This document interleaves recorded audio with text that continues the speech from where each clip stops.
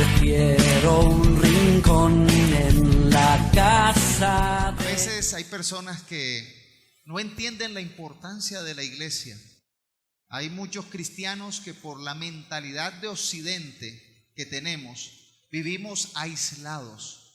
Creemos que somos islas y que Jesús murió en la cruz solamente para salvarme a mí, y del resto ellos verán cómo se arreglan. Pero realmente el evangelio no es para una sola persona. El evangelio es para que crezcamos en comunidad. Jesús dijo que él y la iglesia la es comparada como la esposa de Cristo, y Jesús vino a salvar a todo el que crea en él, a todo el que sienta la necesidad de salvación, al que tenga la fe y la esperanza puesta en Cristo. Jesús no murió por un individuo, por una organización, por algún grupo en específico. Jesús murió por su iglesia, y la iglesia universal es la que crece dinámica en todo el mundo. Pero en nuestro pensamiento occidental a veces no le damos la importancia a la iglesia y creemos que el cristianismo se puede vivir como un llanero solitario, de manera independiente e individual. Y eso no es así. Es importante que entendamos que la iglesia tiene un propósito dado por Dios, al cual nosotros debemos de aprender a conocerlo y sacarle el mayor provecho. La iglesia hoy en día, en algunos casos, ha generado desilusión.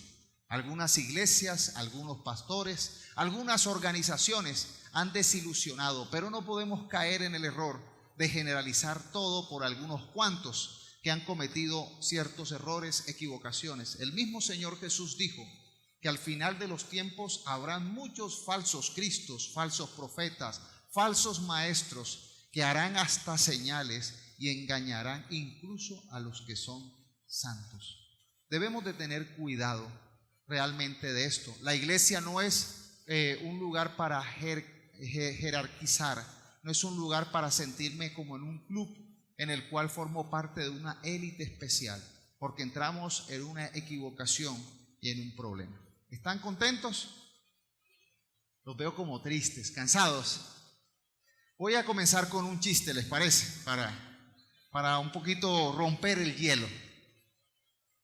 Había unos niños que estaban debatiendo acerca de el familiar que formara parte de la iglesia y que era más importante.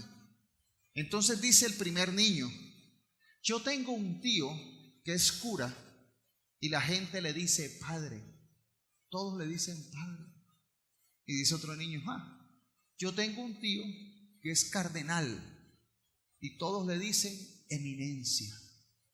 Y otro niño dice: yo tengo un tío que es pastor y todos le dicen apóstol. Y estaba Jaimito pensando y dice: yo tengo un primito, lleva 2 meses en la iglesia, tiene 10 años, pero pesa como 120 kilos. Y cuando la gente lo ve dice: Dios mío.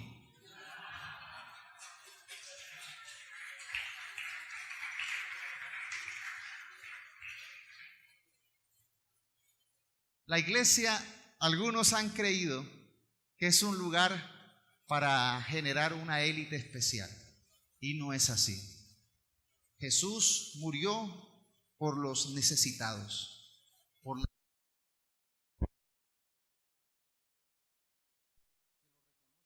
Señor y Salvador, que lo honra como el Todopoderoso, como el Señor de señores y Rey de reyes, y por aquellos que esperamos la segunda venida de Él para ir a su reino, al reino de los cielos. Es importante que la iglesia entienda cuál es el propósito y por qué y para qué nosotros estamos en esta iglesia. Y yo quiero que vayamos al libro de Juan, al Evangelio de Juan, el capítulo 15. Y vamos a leer los primeros 5 versículos que habla el libro de Juan. El Señor Jesús, hablando de manera de analogía, hace una relación de lo que Él es y lo que somos nosotros.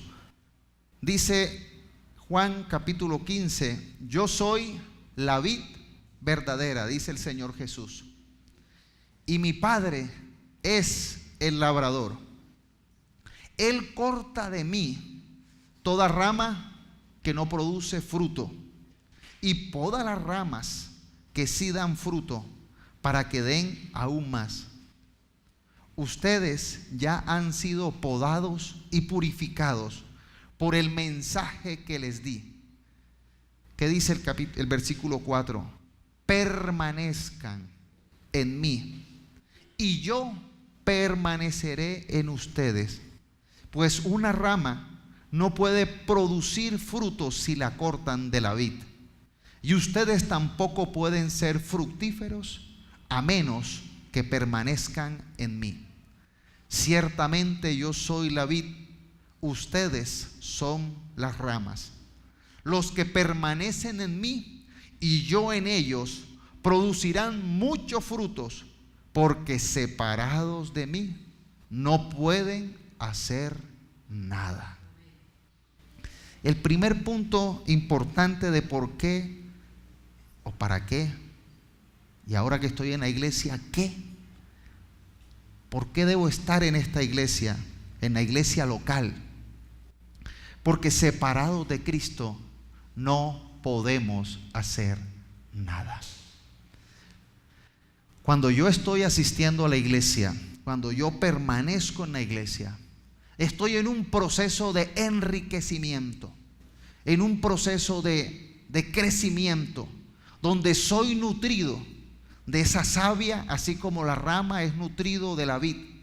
Entonces la persona empieza a ser nutrida, empieza a crecer en el mensaje del evangelio y empieza a llenarse de lo que necesita para poder ser fructífero. Algunos dirán, pero yo puedo estar cerca de Cristo sin ir a la iglesia. Cristo está en todas partes. Yo puedo prender la televisión, puedo tener una lectura autodidacta en la cual yo mismo puedo leer, aprender, puedo meterme a internet y puedo aprender. Pero la analogía que hace el Señor Jesús es de una rama que forma parte de una vid. Cuando vemos una planta, no vemos que una planta tiene una sola rama, sino que una planta tiene unas raíces que empiezan a extraer los minerales, los alimentos necesarios para esta planta del subsuelo y empieza a dirigirlo por el tronco y lo lleva a sus ramas. Un árbol no tiene una sola rama, tiene una serie de ramas que forman parte de este árbol. Y entre más ramas fructíferas tenga el árbol es más preciado. Nosotros vemos que el Señor Jesús hizo muchas analogías con la agricultura y siempre invitó a que fuéramos fructíferos, a que diéramos mucho fruto. Lo hizo con la agricultura, mostrando para esa época, que era una época que se basaba la economía en la agricultura, qué tan importante es tener plantas, que no solamente una rama de un racimo de uvas, sino que muchas ramas de muchos racimos, y entonces la riqueza, entonces el disfrute, entonces el valor de esa planta tiene mucho más sentido. El Señor Jesús vino de manera generosa a la humanidad y de manera generosa nos invita a que nosotros compartamos el mensaje de Cristo para que todo aquel que en Él crea tenga la oportunidad de salvación, tenga la oportunidad de esperanza. No podemos creer que nosotros somos la rama privilegiada, la única y exclusiva rama, los que tenemos la única responsabilidad de dar fruto. Muchas personas en la Biblia creyeron de esta manera y el Señor Jesús mostró qué tan equivocado estaba. El profeta Elías creía que era el único y había muchos más que seguían al Señor. El pueblo de Israel se creía la rama del olivo, pero dice en Romanos que esa rama, como no dio fruto y como no creyó en Cristo, fue cortada. Y esa rama fue cortada, y nosotros, los que no éramos judíos, los que no somos judíos, fuimos insertados, pero con un propósito: dar mucho fruto. La iglesia tiene la responsabilidad de enseñar la esperanza del mensaje de salvación. Tienes la oportunidad, tenemos la oportunidad de ser salvos, de ser hijos de Dios. Tenemos la esperanza que va más allá de la muerte. Tenemos la esperanza de la eternidad, de una vida nueva con Cristo. Y tenemos la esperanza de una vida fructífera con Él. La palabra es clara en decir que separados de Cristo nada podemos hacer, pero pegados a Él vamos a dar mucho fruto. Recuerden que Cristo no vino a morir por un individuo, vino a morir por su iglesia, por todo aquel que en todo lugar, en toda etnia y en toda nación crea el mensaje, le siga y haga suyo este regalo que el Señor ofrece de manera generosa. Tú y yo formamos parte de esa vid, pero tenemos que entender que debemos permanecer avivados en la fe. Otra analogía que a mí me llama la atención es como las brasas. Cuando vemos las brasas que están llenas de carbones, estas brasas juntas, que están unidas por varios carbones, empiezan a levantar ese calor, y esta brasa es importante cuando tenga la unión de todos estos carbones que hacen subir la temperatura. Pero un carbón separado de la brasa es un carbón que rápidamente se extingue. Nosotros venimos todos los domingos y somos como esos carbones. Cada uno de ustedes es un carbón que venimos ante la presencia de Dios. Antes se reunían los carbones, se reunían la madera para encender las llamas, y encima de esas llamas poner el cabrito, el ave, el animal que era entregado en sacrificio para honrar a Dios. Ahora nosotros venimos juntos y con nuestro corazón, en espíritu y en verdad, levantamos esa llama de adoración a nuestro Dios y honramos su presencia. La Biblia dice que en el fuego de la adoración, la gloria, la shekinah del Señor baja, y podemos experimentar parte, un pedacito de su gloria. Es importante que la iglesia aprenda a poder entrar en esa adoración que es en espíritu y en verdad. Yo quiero que ustedes, iglesia, se vayan preparando para ahora en el tiempo del aniversario, porque cumplimos 5 años en los cuales queremos una iglesia más madura en adoración, una iglesia avivada por el fuego del Espíritu Santo, una iglesia que se mete en la presencia de Dios, y en adoración y en alabanza poder encontrar la gloria del Señor, y podemos ver el actuar, el dirigir, el obrar de su Santo Espíritu en nuestras vidas. Una iglesia avivada es una iglesia que sabe entrar en la presencia de Dios. Es una iglesia que sabe cómo entrar de una manera correcta, con el corazón y con el espíritu correcto, para alabar al Rey. Esa es la iglesia que queremos, una iglesia que adora y honra la presencia de Dios, en el cual la presencia de Dios viene, nos visita y transforma nuestras vidas. Vamos a dar un aplauso a la presencia de Dios. Vamos a honrar a su Espíritu Santo en este lugar. Te bendecimos, Señor, y te honramos, porque tu presencia se mueve en nuestras vidas y en este lugar. Lo segundo que debemos hacer cuando estamos en la iglesia es amar la iglesia. Debemos amar la iglesia. El Señor Jesús se entregó de manera generosa. Buscar a Cristo de manera individual es un error, pues apartado de la iglesia. Tú debes entender que en el Nuevo Testamento no existían cristianos, no existe en la Biblia cristianos que vivieron independiente a la iglesia. Cuando vemos en el Nuevo Testamento, todos los cristianos fueron formados, fueron crecidos, fueron desarrollados y pertenecían a una iglesia local. El servicio, el ministerio gira en torno a la iglesia. La iglesia es el lugar donde nosotros nos reunimos y donde aprendemos a estar en comunión, porque llegará un día donde el pueblo de Dios estará en comunión con Él. Aquí en la iglesia debemos aprender a amarnos, a apoyarnos, a compartir este mensaje de bendición a otros. Fue la iglesia la que tuvo la responsabilidad de guardar y cuidar el mensaje del evangelio hasta hoy en día. Jesús llamó a 12, los cuales a los 12 los comisionó y enseñó para que este mensaje puro, limpio, fuera transmitido de generación en generación. Hoy en día nosotros debemos aprender a amar y valorar este mensaje. Hay muchas iglesias, hay muchas doctrinas, hay muchas teologías. Lo importante es permanecer en la iglesia que sea centrada en la Biblia.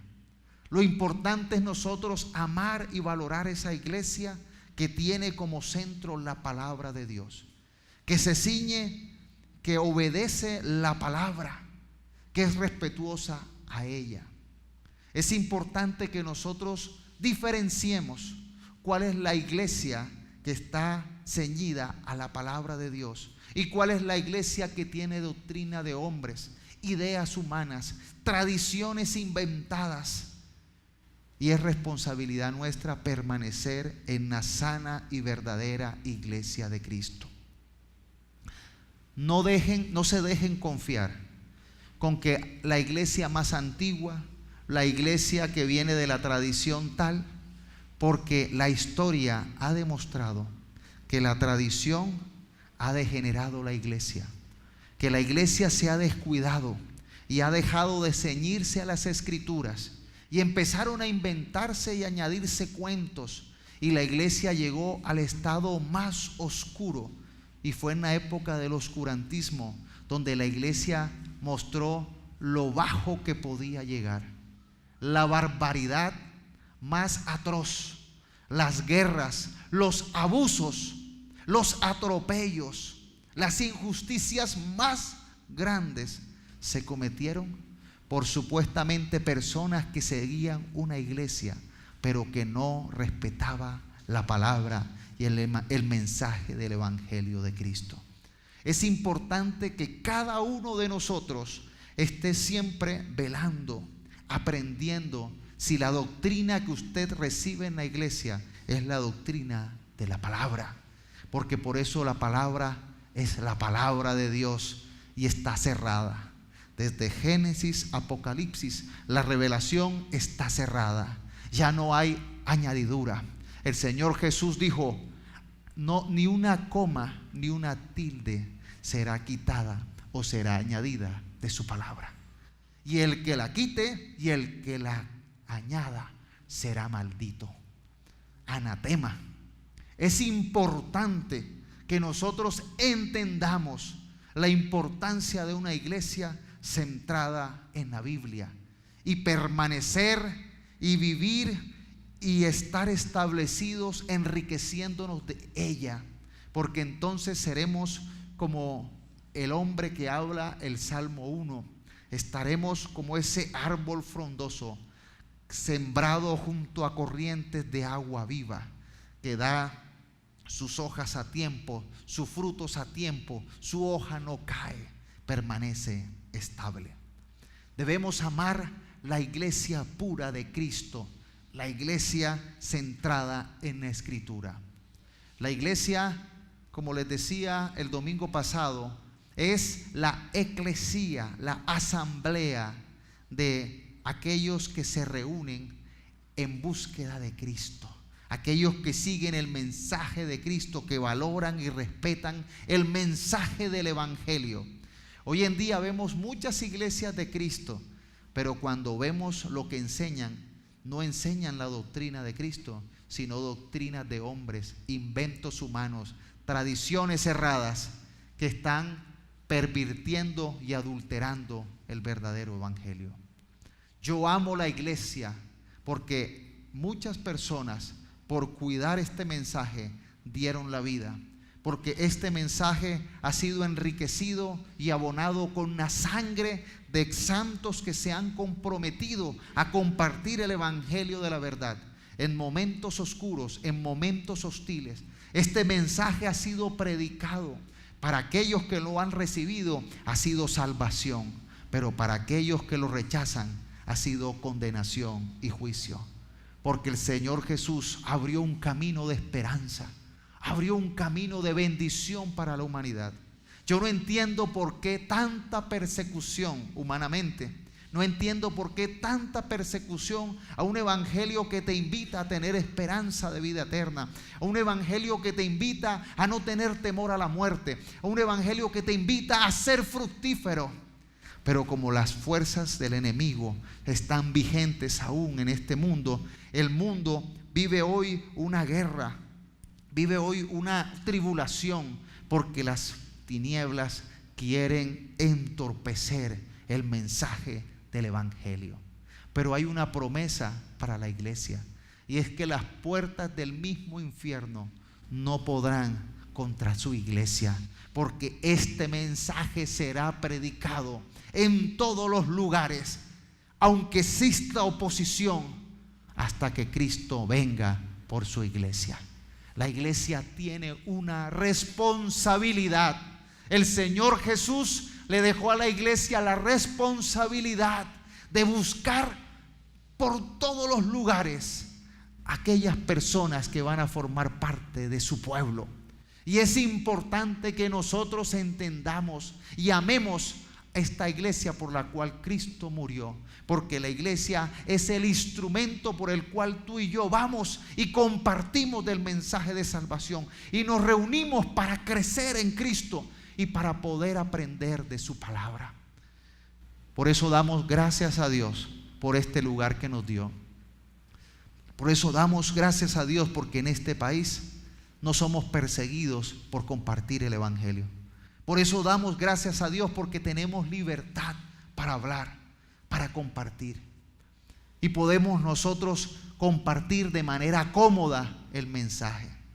Pero si no existiera la comodidad, si las leyes de este país estuvieran en contra del evangelio, tú y yo deberíamos permanecer, amar a la iglesia y seguir compartiendo, cueste lo que nos cueste, porque nosotros no somos llamados por emociones, sino hemos sido adoptados por Él, hemos sido llamados sus hijos. Yo quiero que los hijos de Dios den un aplauso al Señor y honren su nombre en esta mañana.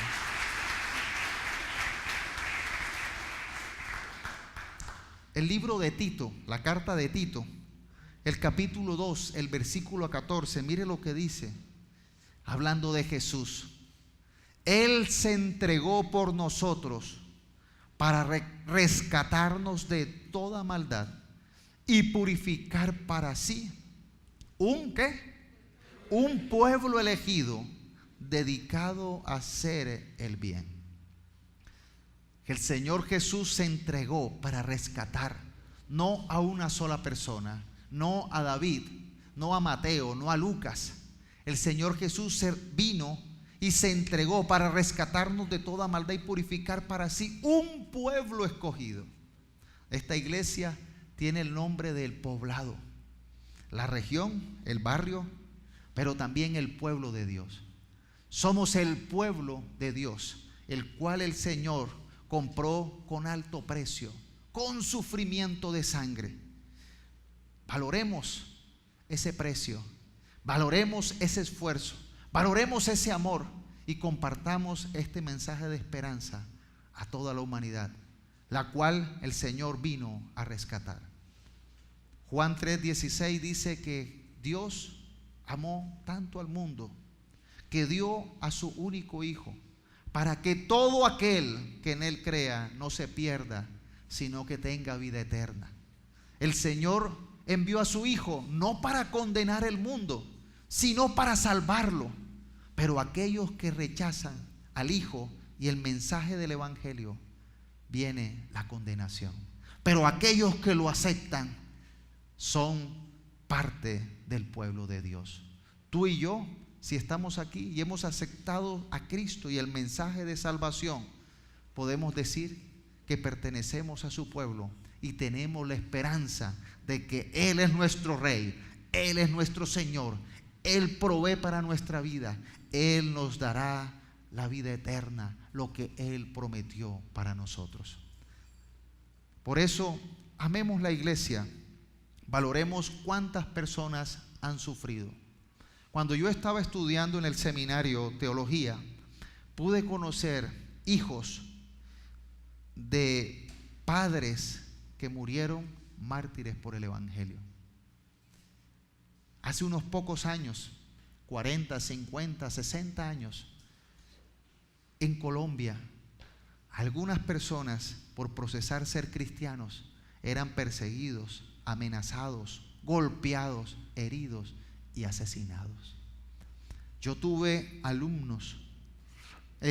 profesores que me compartieron de las experiencias de sus padres, que eran perseguidos, asesinados, maltratados, amenazados por de manera generosa compartir el mensaje del Evangelio. Pero permanecieron firmes porque aman al Señor que dio su vida por amor. Y estuvieron dispuestos a permanecer y a compartir este mensaje.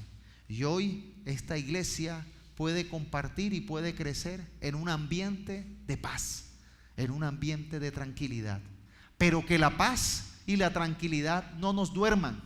Que la paz y la tranquilidad y la comodidad no nos hagan no valorar lo importante de la obra de Cristo en la cruz y la responsabilidad de compartir a otros.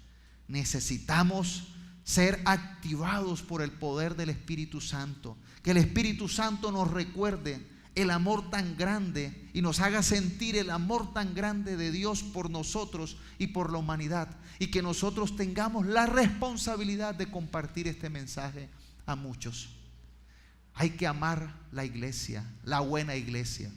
Si tú valoras esta iglesia, si tú valoras los principios y la doctrina que se enseña en esta iglesia, empieza a compartir, porque hay muchas iglesias, falsas iglesias, que utilizan el nombre de Cristo con fines equivocados. Y ellos no duermen, ellos no descansan, ellos no ahorran de sus esfuerzos ni de sus recursos para buscar discípulos y condenarlos al infierno. Es nuestro deber como hijos de Dios ser esa luz que ilumina a todos los que nos rodean con el mensaje de esperanza, de paz, de salvación y de vidas fructíferas. Es importante que aprendamos a crecer.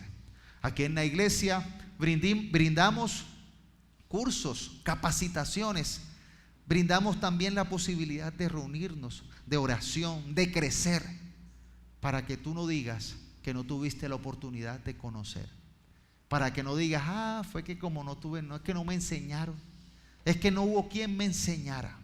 El libro de Romanos dice, ¿cómo van a creer en un Dios que no conocen?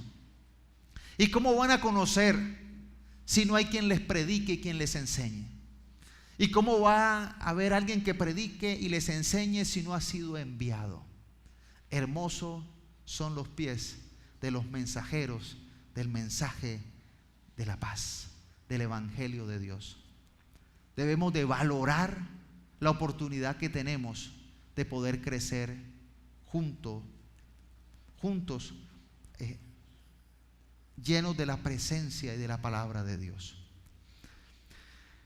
Ahora, ¿qué hacemos cuando estamos en la iglesia? El tercer punto es que hay un momento en la vida del cristiano que es como el momento de cuando nace un bebé. Hay un momento en la vida del cristiano que la persona nace y necesita ser alimentado con lechecita, no puede comer sólidos porque es todavía un bebé. Necesita conocer los principios básicos de por qué creemos, de la fe, del bautismo, de la Santa Cena, de la salvación, del Espíritu Santo, de la Trinidad.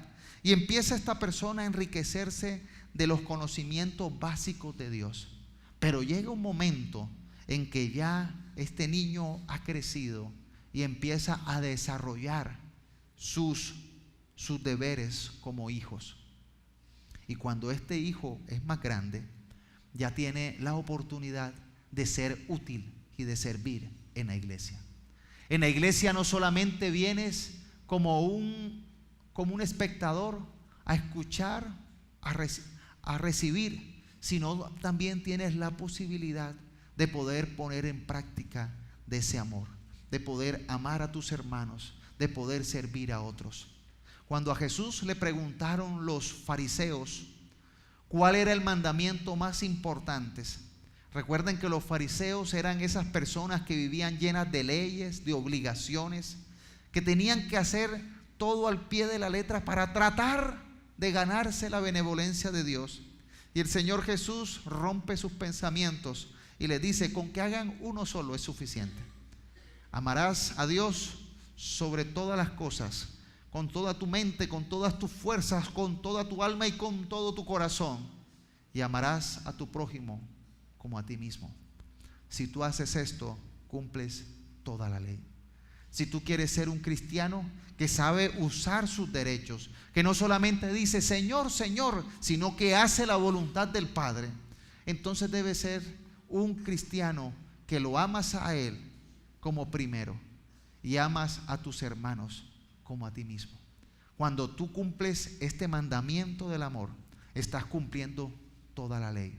El Nuevo Testamento rompió con todas las leyes estrictas de alimentos, de vestuario, de conducta del Antiguo Testamento y lo simplificó todo en una ley que es: amarás a Dios sobre todas las cosas y a tu prójimo como a ti mismo. Cuando tú pones al Señor como primero, sabes que si buscas primeramente el reino de los cielos, todo lo demás será añadido. Cuando vinimos, los que llegaron temprano, escucharon el texto que se leyó del Evangelio, que hablaba de que ¿por qué te preocupas? ¿Por qué vas a vestir? ¿Qué ropa vas a tener? ¿Dónde vas a estudiar? ¿Si vas a tener para pagar? De eso hacen los incrédulos. Por eso se preocupan los incrédulos. Pero el Señor Jesús dijo: el Padre, así como cuida las plantas y así como cuida las aves, son importantes para Él. Él las alimenta, Él las viste, así Él vestirá a su pueblo. Pero lo importante, lo primero que debe hacer su pueblo es buscar primeramente su reino, y todo lo demás será añadido. Es importante que entiendas eso, porque hay muchas iglesias que están enseñando un evangelio en el cual primero es la ropa, primero es el vestido, primero es la plata, primero es cuánto, cómo voy yo ahí. Yo voy a la iglesia, pero ¿cómo voy yo ahí? ¿Cuánto me voy a ganar? Busca primeramente el reino de los cielos y al Señor de corazón, y el Señor dará para todo lo que necesitas. Aprende a tener una fe que va más allá de los recursos humanos. Aprende a tener una fe que viene del cielo, una fe que proviene de Él, la cual no tiene que basarse en si tienes o no tienes, sino que sabes que Dios es generoso y suples para todas tus necesidades.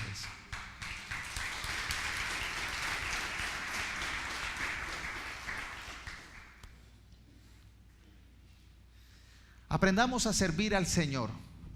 El Señor Jesús dijo una parábola en el libro de Mateo, capítulo 24, del versículo 45 al 51, dice así: ¿quién es el siervo fiel y prudente a quien su señor ha dejado encargado de los sirvientes para darle la comida a su debido tiempo? Dichoso es el siervo cuando su señor al regresar lo encuentra cumpliendo con su deber. Les aseguro que lo pondrá a cargo de todos sus bienes. Pero, ¿qué tal si ese siervo malo se pone a pensar: mi señor se está demorando? Y luego comienza a golpear a sus compañeros y a comer y a beber con los borrachos. El día en que el siervo menos lo espere y a la hora menos pensada, el Señor volverá, lo castigará severamente y le impondrá la condena que reciben los hipócritas, y habrá llanto y rechinar de dientes. Hay muchos cristianos que dicen ser siervos de Dios, pero no se comportan como el siervo prudente y fiel, sino se comportan como el otro siervo, que dicen: el Señor se demora, comamos, bebamos, maltratemos a nuestros compañeros, abusemos de los hermanos de la iglesia. Aquellos que abusan de los hermanos de la iglesia, aquellos que se aprovechan de los hermanos de la iglesia, aquellos que usan el evangelio para abusar y para quitar a otros, ellos están jugando un juego peligroso, porque llegará el día donde tendrán que verse cara a cara con el Señor. Y el Dios de amor también es el Dios de justicia, y es el Dios que no tolera el rechazo y el abuso. Es el Señor que da oportunidades, pero aquellos que la desprecian tendrán consecuencias. Así como hay un reino de los cielos esperando, hay un infierno preparado para castigar a aquellos cabezas duras, aquellos de corazón duros, que no abran su corazón a recibir de la bendición y de la buena mano generosa de Dios. Nosotros no somos ellos, y nosotros tenemos cuidados de ser ese siervo fiel y prudente. En mis oraciones diarias le pido al Señor ser ese siervo fiel y prudente, y pido que esta iglesia esté llena de siervos fieles y prudentes, no de personas abusadoras, no de personas que maltraten, no de personas que dividan, sino de personas que estén siempre permaneciendo juntas en la vid y que den mucho fruto. Uno de los nombres que tiene el pastor es el Padre, y como un padre deseo que mis hijos crezcan, sean mejores y alcancen mejores cosas de las que yo he alcanzado. Y oro al Señor para que ustedes tengan la capacidad de entender, de sacar de su mente, de dejarse transformar por el Espíritu Santo, para que puedan ser esos siervos fieles que den mucho fruto y sus vidas sean como este árbol junto a corrientes de agua, que siempre dará frutos y nunca caerá. Es el deseo del pastor para con la iglesia, y la iglesia debe responder a esto: amén y amén. Que el Señor haga de ustedes ese pueblo fructífero, que el Señor haga de ustedes ese pueblo que permanece firme sirviendo al Señor. Una profesora me compartía que nosotros no podíamos ser como las vacas, que comíamos y comíamos y comíamos y comíamos, y nos volvíamos como el niño este de: ay Dios mío, nos poníamos como unas vacas que solamente servíamos para. El cristiano debe de recibir y dar. El cuarto y último punto por el cual estamos en la iglesia es porque entendemos la bendición de dar. Es importante que entendamos esto, porque hay muchas personas que están amarradas por el espíritu de este mundo, que es egoísta, que es avaro, que impide que la persona sea generosa. Cuando las personas están dominadas por la avaricia, por esta falta de generosidad, existe infelicidad. Las personas no son felices. Las personas generan su identidad en lo que tienen y en lo material. Les cuesta trabajo poner a Dios como lo más importante, porque primero es la plata, primero es el trabajo, primero es el estatus y después Dios.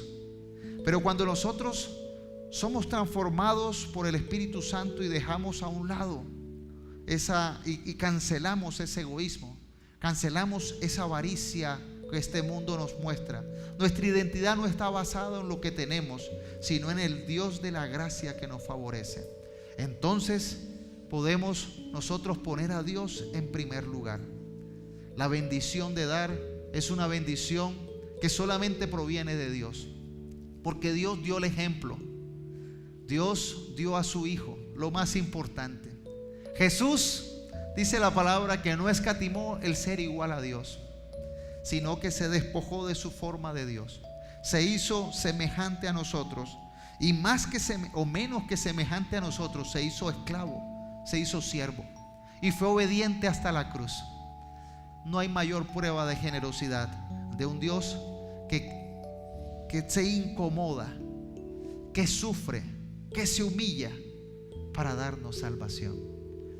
Si hay algo que nosotros debemos de aprender en la iglesia, es a ser generosos, a poder dar. Por eso el principio fue enseñado a los judíos, y fue enseñado a los judíos con premio. Cuando nosotros miramos el libro de Malaquías, todo el libro de Malaquías es una queja del profeta en contra de su pueblo, que se había endurecido, que se había vuelto egoísta y quería todo para sí. Por eso Malaquías 3:8, leía Silvia: ¿acaso roba el hombre a Dios? Ustedes me están robando y todavía preguntan, dice la palabra, ¿en qué te robamos? En los diezmos y en las ofrendas. Ustedes, la nación entera, están bajo maldición, pues es a mí a quien están robando, dice el Señor. Traigan íntegro el diezmo para los fondos del templo, y así habrá alimento en mi casa.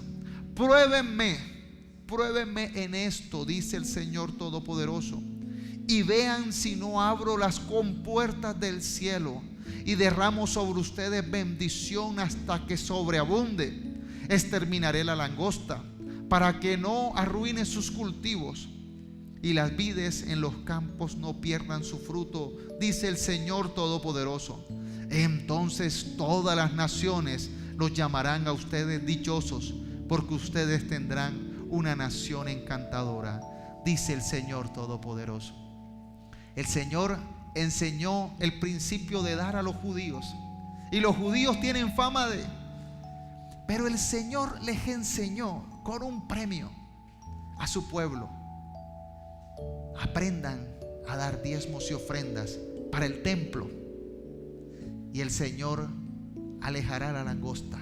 El Señor permitirá, como decía Silvia, aunque estemos en tiempos de sequía, aunque estemos en tiempos de escasez, siempre reverdecerá nuestras vidas cuando aprendemos este principio de honrar a Dios. En el Nuevo Testamento, en Hebreos, en Hechos 20:35, dice: y he sido un ejemplo constante de cómo pueden ayudar con trabajo y esfuerzos a los que están en necesidad. Deben recordar las palabras del Señor Jesús: hay más bendición en dar que en recibir. Hay más bendición en dar que en recibir. Y 2 de Corintios, Pablo en el capítulo 9:6 dice: recuerden lo siguiente, un agricultor que siembra unas cuantas semillas obtendrá una cosecha pequeña, pero el que siembra abundantemente obtendrá una cosecha abundante. El principio es claro en la Biblia. Algunos utilizan estos principios para robar y abusar, o para mal usar los recursos para la iglesia, para la evangelización, para el crecer de la iglesia. Pero la responsabilidad suya y mía es aportar para que el reino de los cielos crezca. Y no solamente se aporta con recursos, se aporta con trabajo, se aporta con esfuerzo, se aporta de corazón. Aquí en la iglesia, cuando decidimos hacer esta ampliación, no teníamos recursos. Lo hicimos como un paso de fe. Hicimos esta ampliación y hubo un grupo de líderes que dijeron: vamos a aportar no con una cuota diaria, porque no sabemos, pero vamos a aportar con una idea. Vamos a trabajar y dieron la idea de Macedonia. Y Macedonia es donde usted vaya atrás, es la marranita que tienen allí. Y ellos venden productos de los cuales la totalidad, tanto de los costos como de lo que venden, va a suplir para el templo. Macedonia ha sido una bendición que ha hecho que el termómetro vaya subiendo poco a poco. Pero eso es una muestra del trabajo y del servicio. No se necesitan millones para dar. No se necesita yo ganarme la lotería para poder dar. Recuerden la ofrenda de la viuda.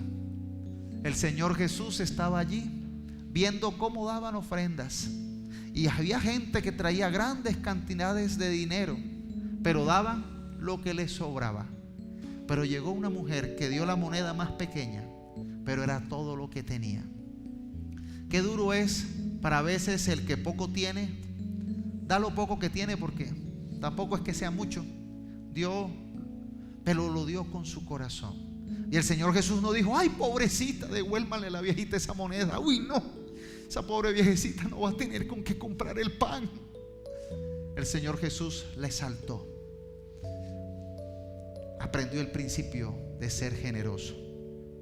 Por eso la palabra dice: no he visto justo desamparado, ni su descendencia que mendigue pan. Porque el Señor es fiel.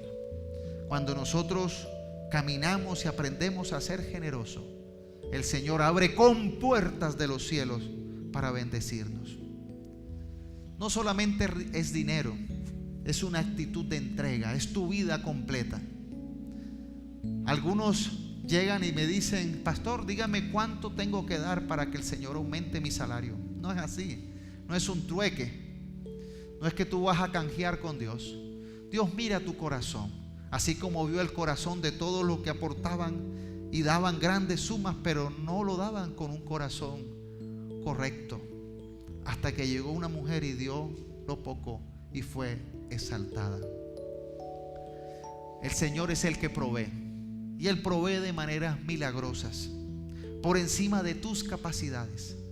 Cuando nosotros aprendemos a conocer a ese Dios que da por encima de nuestras capacidades, aprendemos a caminar en fe, no por vista, no por nuestros talentos, no por nuestras capacidades.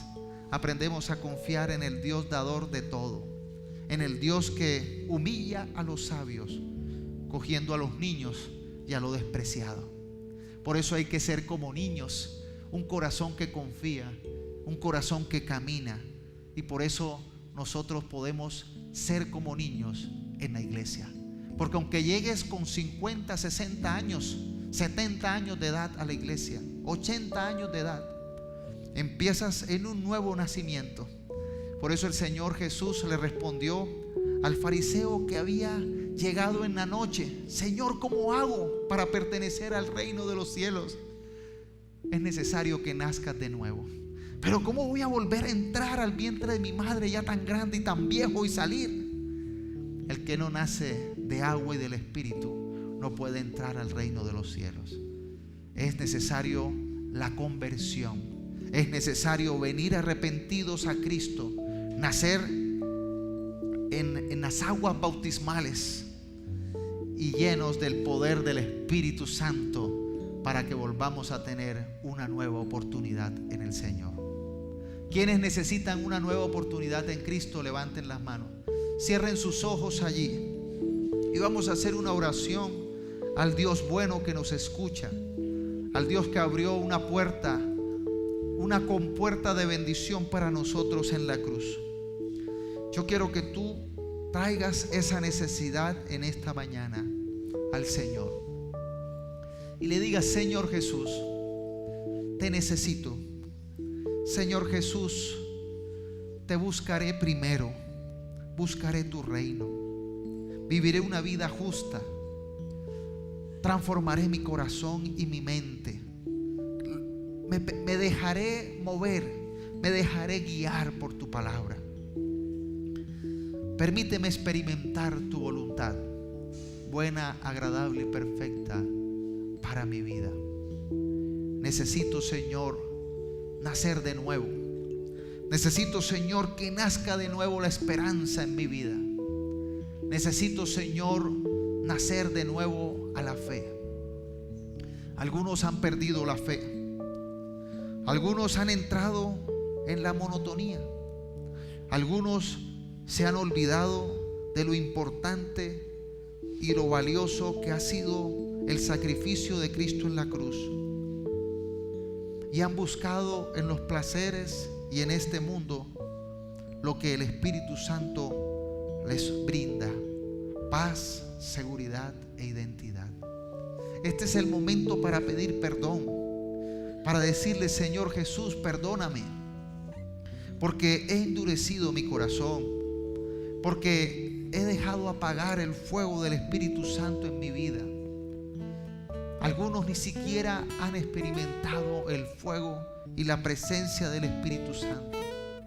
Siguen a Jesús como quien sigue una idea, como quien sigue una historia, pero no se han encontrado con el Jesús verdadero y real. Y en esta mañana el Espíritu Santo está dando convicción. El Espíritu Santo está tocando vidas. En esta mañana el Espíritu Santo está hablando a tu corazón y a tu mente. En esta mañana el Espíritu Santo te está mostrando tu debilidad para que te arrepientas y para que te acerques al Dios que es real. El Espíritu Santo se lleva toda incredulidad de tu mente y tu corazón. El Espíritu Santo está llevándose cargas de tu vida. Te está dando paz, una paz que sobrepasa todo entendimiento. Algunos se están debilitando por las pruebas. Algunos sienten cargas tan pesadas que sienten ganas de rendirse. Pero el Señor está trayendo paz. El Señor te está quitando esas cargas. Tráele esas cargas al Señor. Hay personas que han entrado en la bendición y en la comodidad. Y cuando estaban necesitados, clamaban a Dios. Gritaban a Dios por esperanza, pidiéndole auxilio. Pero ahora que están en la comodidad, en la tranquilidad, han perdido ese amor y esa necesidad de Él. Y el Espíritu Santo está haciéndote ver qué tan equivocado estás. Porque el reino de los cielos es de aquellos que manifiestan y expresan su necesidad de Él. Necesitas tanto del Señor como la vez que estabas pasando por el problema más grave. El Señor está avivando tu vida. Te está diciendo: eres mi hijo. Te he puesto en este lugar con propósito para que crezcas y seas bendición, para que te desarrolles y madures en la palabra, para que tu corazón esté firme como el árbol sembrado junto a corrientes. Algunos están sufriendo porque algún familiar está pasando enfermedad, porque ha tocado la enfermedad tu casa o tu vida. El dictamen médico dice muerte. El dictamen médico dice no hay esperanza.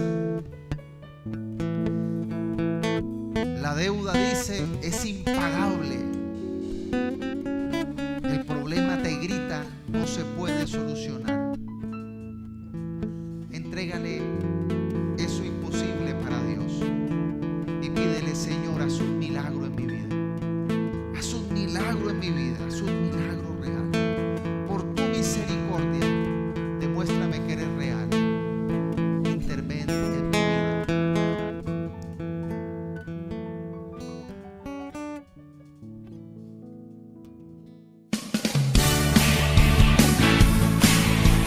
¿Quiénes quieren venir a su presencia a alabarle?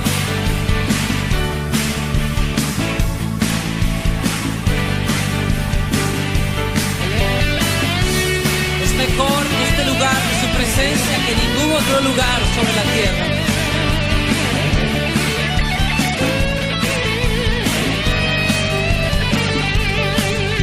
Mejor es un día en la casa de Dios que 1000 años lejos de Él. Prefiero un rincón en la casa de Dios que todo el palacio de un rey, que todo el palacio de un rey. Ven conmigo a la casa de Dios, celebraremos juntos su amor, haremos fiesta en honor de aquel que nos amó. Estando aquí en la casa de Dios, alegraremos su corazón, le brindaremos ofrendas de obediencia y amor. En la casa de Dios.